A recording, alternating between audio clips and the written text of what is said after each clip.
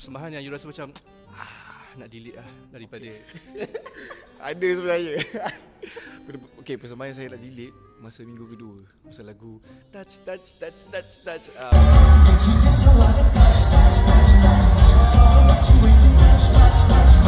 Tapilah delete je lah terus.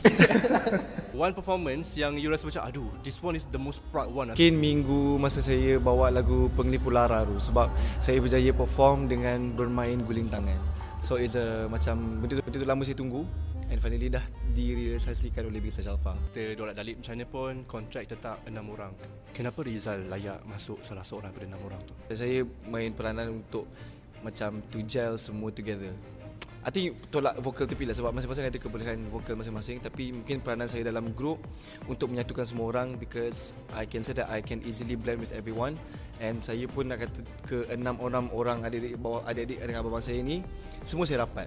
So basically tu menyenangkan kerja kita orang untuk group kita orang untuk jadi bersatu. So nak kata saya inilah mungkin tak ada saya, tak ada Alpha ke?